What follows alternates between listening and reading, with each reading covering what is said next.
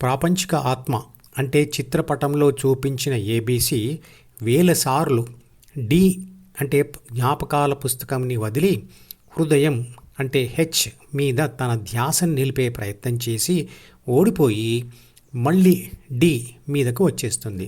అలా ఎందుకు ఓడిపోతుంది అంటే హృదయం యొక్క ఆకర్షణ బలం తగ్గడం వల్ల, అంటే పరమాత్మ యొక్క ఆకర్షణ బలం తగ్గడం వల్ల, అంటే ధర్మం యొక్క బలం తగ్గడం వల్ల, లేదా జ్ఞాపకాల పుస్తకంలోని అంటే డిలోని కోరికల తీవ్రత పెరగడం వల్ల, అంటే అధర్మం యొక్క బలం పెరగడం వల్ల.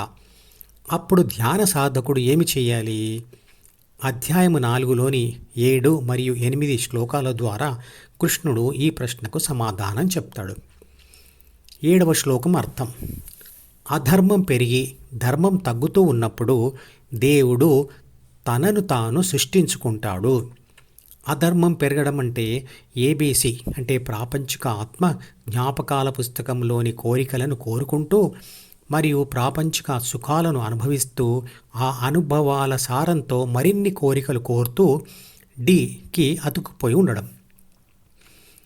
ఏబీసీ డిని వదిలి జి అంటే ధ్యాన కోరిక ద్వారా హెచ్ అంటే హృదయంలో స్థిరంగా ఉండడం కోసం చేసే ప్రయత్నంలో ఓడిపోతూ ఉండడమే ధర్మం తగ్గడం. నిజానికి డిని వదలడం మరియు హెచ్ను పట్టుకోవడం అనే రెండు విషయాలను కలిపి ఒకే విషయంగా చెప్పవచ్చు. హెచ్ను పట్టుకోవడంలో ఓడిపోవడం అంటే డిను పట్టుకోవడంలో గెలవడం అన్నట్లే. అలాగే డిని పట్టుకోవడంలో ఓడిపోవడం అంటే హెచ్ను పట్టుకోవడంలో గెలవడం. హెచ్ అంటే ధర్మం మరియు డి అంటే అధర్మం. ఇవి రెండు ఒకే స్కేల్కు ఉండే రెండు చివరలు. ధర్మం తగ్గడం అంటే అధర్మం పెరగడం, లేదా అధర్మం పెరగడం అంటే ధర్మం తగ్గడం. ప్రాపంచిక ఆత్మ డిని విడిచి హెచ్లో స్థిరపడమే ధర్మం పెరగడం. అదే సనాతన ధర్మం. అందులో ఓడిపోవడమే ధర్మానికి హాని కలగడం. ఓడిపోయిన ఏబీసీ యొక్క ధ్యాస హెచ్ మీద నుంచి డిలోని కోరికల మీదకు మళ్ళడమే అధర్మం వృద్ధి చెందడం.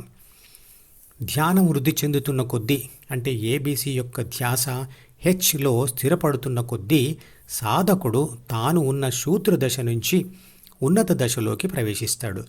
కానీ ఏబీసీ యొక్క ధ్యాస హెచ్ నుంచి డిలోకి పడిపోవడం వల్ల తాను ఉన్న ఉన్నత ధ్యాన దశ నుంచి కిందికి జారిపోవడం జరుగుతుంది.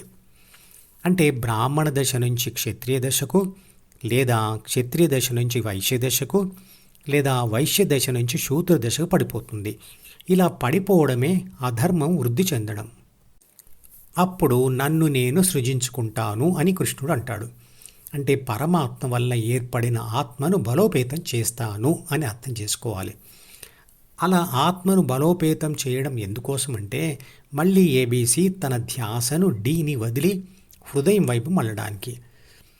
చేస్తున్న ధ్యానంలో అలా ఫెయిల్ కావడం 4 ధ్యాన దశలలో, అంటే 4 యుగాలలో, అంటే శూద్ర, వైశ్య, క్షత్రియ మరియు బ్రాహ్మణ దశలలో ప్రతి దశలో జరుగుతుంది.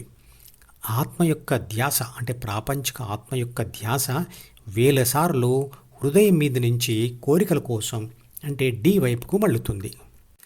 అలా మళ్ళిన ఆత్మ యొక్క ధ్యాస ఆ కోరిక ద్వారా ప్రాపంచిక అనుభవం పొందే వరకు ఉంటుంది. చివరకు అనుకున్న కోరిక తీరితే పొందిన ఆ గెలుపు సుఖం తాలూకు సమాచారం డిలో చేరుతుంది.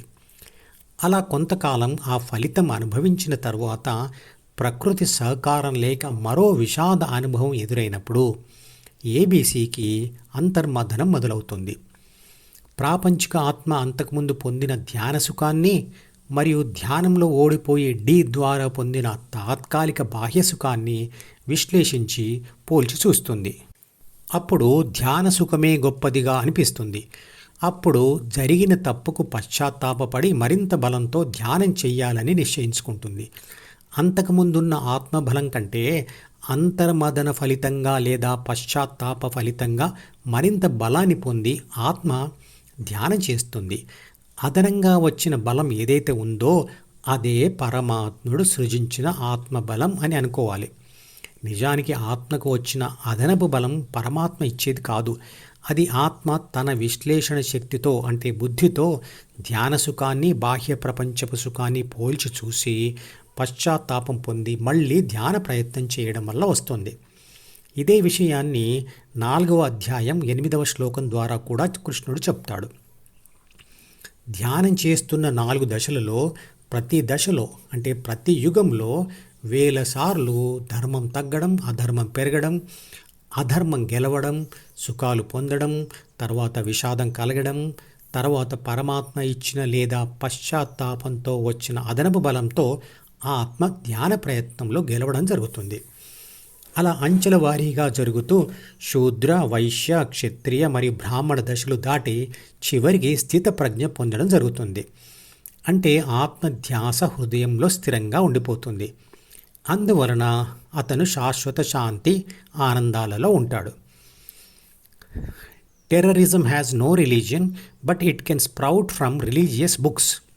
That is why a large number of terrorists are found from a particular religion. అంటే మతానికి ఉగ్రవాదం ఉండదు, కానీ ఉగ్రవాదానికి మత గ్రంథాల మూలం ఉంటుంది. నా మతంలో చేరడానికి ఇతర మతస్థులు ఇష్టపడకపోతే వారిని అడ్డదారుల్లోనైనా మతం మార్చండి లేదా చంపివేయండి అని వారి దేవుడే స్వయంగా చెప్పినట్లుగా వారి మత గ్రంథాలలో రాసి ఉంటే వారి మత గురువులు మాత్రం పాపం ఏం చేస్తారు? అదే అందరికీ బోధిస్తారు. అందుకే వారు దానినే సాధిస్తారు. అందుకే ప్రస్తుత టెర్రరిస్టులు చాలామంది ఒకే మతం నుంచి వచ్చారు. కనీసం ఇప్పటికైనా ఆ మత గురువులు తాము శాశ్వత శాంతి ఆనందాలను సాధిస్తూ తమ మత గ్రంథాలను కాలానుగుణంగా మానవులందరికీ శాంతి సంతోషాలను చేకూర్చే విధంగా మార్చే ప్రయత్నం చేయాలి. మధుపదం యూట్యూబ్ ఛానల్లోని ప్రతి వీడియోకి ఒక నెంబర్ ఇవ్వబడింది. 1వ నంబర్ వీడియో నుండి మొదలుపెట్టి వరుసగా చివరి వీడియో వరకు చూస్తేనే ఆత్మశాస్త్రం సంపూర్ణంగా అర్థమవుతుంది. ఈ వీడియో డిస్క్రిప్షన్లో ఉంచిన మధుపదం ప్లేలిస్ట్ లింక్ ద్వారా అన్ని వీడియోలు వరుసగా చూడవచ్చు.